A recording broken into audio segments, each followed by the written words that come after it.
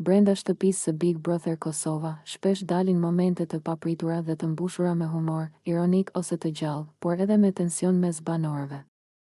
Një nga këto momente ndodhi kur Fjolla ju drejtua Benitës me një përzierje të talljes dhe komplimentit: "Ty të kamet Shqipëria e Kosova me i rregullu.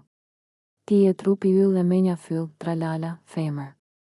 Fjala e Fjollës ishte një kombinim i vlerësimit dhe shakas, një mënyrë për të krijuar një moment gazmor brenda dinamikës së tensionuar të shtëpisë. Në të njëjtën kohë, ishte edhe një shprehje e qartë e mënyrës se si banorët komunikojnë në një ambient ku çdo fjalë ka peshë dhe çdo komplement apo batut mund të interpretohet në mënyra të ndryshme.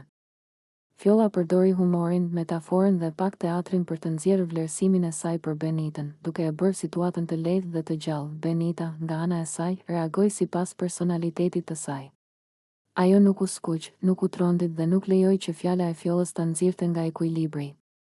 Kjo është ajo që bën diferencën brenda Big Brother. Banorët nuk janë thjesht pjesë e një loje televizive, ata janë individ që përballen me komplimente, tallje dhe ironi të tjetrit, duke treguar karakterin dhe mënyrën se si përballojnë situata sociale. Momenti nuk është thjesht një batut për trupin apo pamjen, ai është një pasqyrë e marrëdhënieve midis banorëve.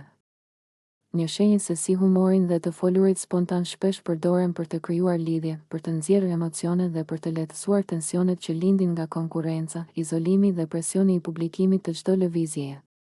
Në një shtëpi ku çdo ditë sjell debate, intrigë dhe sfida, këto momente gazmore janë të nevojshme. Ato tregojnë anën njerëzore dhe të thjeshtë të banorëve, ku shprehja e vlerësimit dhe tallja e lehtë mund të shndërrohet në një çast të këndshëm për të gjithë, duke krijuar një ekuilibër mes tensionit dhe argëtimit. Ky episod është një kujtesë se Big Brother Kosova nuk është vetëm lojë strategjike apo spektakël tele.